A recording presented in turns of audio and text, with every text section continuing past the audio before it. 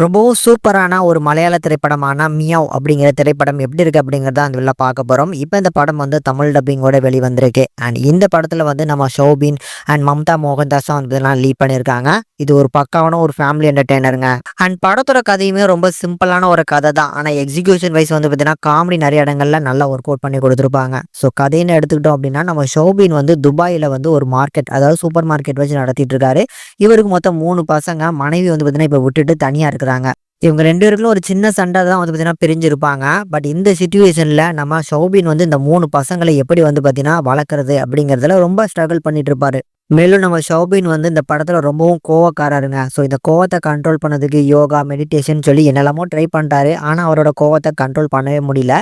இப்படி அவரோட ஃபேமிலியில இருக்கக்கூடிய அந்த பசங்கள நம்மளால தனியா பார்த்துக்க முடியாது அப்படின்னு சொல்லி ஒரு ஹவுஸ்மேட வந்து பார்த்தீங்கன்னா அப்பாயிண்ட் பண்ணிட்டாங்க. ஸோ அந்த வேலைக்காரி வீட்டுக்கு வந்ததுக்கு அப்புறம் இதுக்கப்புறம் என்னென்ன விஷயங்கள் நடக்குது, இறுதியா வந்து நம்ம மம்தாவோட நம்ம ஷோபின் சேர்ந்து வாழ்ந்தாங்களா அப்படிங்கிறது தான் கதை. ஆனா இதுக்குள்ள வந்து பார்த்தீங்கன்னா அந்த ஃபன் எலமெண்ட்ஸை நான் ஏற்கனவே சொன்ன மாதிரி நல்லாவே வந்து பார்த்தீங்கன்னா ஃபுல்ஃபில் பண்ணியிருப்பாங்க. ஒரு சில இடங்கள்ல லைட் ஹார்ட்டடான காமெடி தான். ஆக ஓகோன்னுலாம் சொல்ல மாட்டேன். பட் அந்த காமெடி வந்து பார்த்தீங்கன்னா நல்லா போற போக்கில் வந்து நல்லா ஒர்க் அவுட் ஆச்சு. முக்கியமா சொல்லணும் அப்படின்னா நம்ம ஷோபினோட பெர்ஃபார்மன்ஸ் தான். இந்த படத்துல அவரோட கேரக்டருக்கு ஏற்ற மாதிரியான ஒரு நல்ல அடாப்ட் பண்ற மாதிரியான சூப்பரான பெர்ஃபார்மன்ஸே கொடுத்துருக்காரு.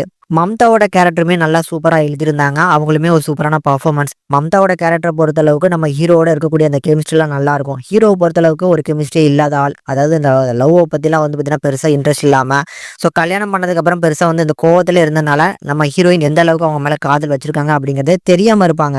அதில் இந்த ஹவுஸ்மேட் வந்ததுக்கப்புறம் நம்ம ஹீரோயின் வந்து நம்ம ஹீரோ மேலே அந்த பொசசிவ்னஸ் காட்டுற அந்த சீன்லாம் ரொம்ப எஃபெக்டிவாக நல்லா ஒர்க் அவுட் ஆச்சு. இந்த மாதிரி ஃபீல் குட்டான நிறைய எலமெண்ட்ஸ் நல்லா ஒர்க் அவுட் ஆச்சு அப்படிங்கிறதுனால கண்டிப்பாக ஃபேமிலி வாட்சபிள், கண்டிப்பாக ட்ரை பண்ணி பாருங்க. தமிழ் டப்பிங்கை பொறுத்தளவுக்கு நல்லா பண்ணியிருக்காங்க. டெக்னிக்கலி சவுண்டான படம், சினிமோட்டோகிராஃபிலாம் சூப்பராக பண்ணியிருந்தாங்க. அந்த துபாய் லொக்கேஷன் பார்க்கறதுக்கு நல்லா இருக்கு. சரி, அப்போ அந்த படத்தில் நெகட்டிவ்ஸ் தான் என்ன அப்படின்னு கேட்டிங்கன்னா, கண்டிப்பாக வந்து நான் டூரேஷனாக சொல்லுவேன். ஒரு 2.5 மணி நேரம் டூரேஷன் வருதுல்ல, ஸோ அதில் சாலிடாக ஒரு 15 மினிட்ஸ் பார்த்தீங்கன்னா ட்ரிப் பண்ணியிருக்கலாம்.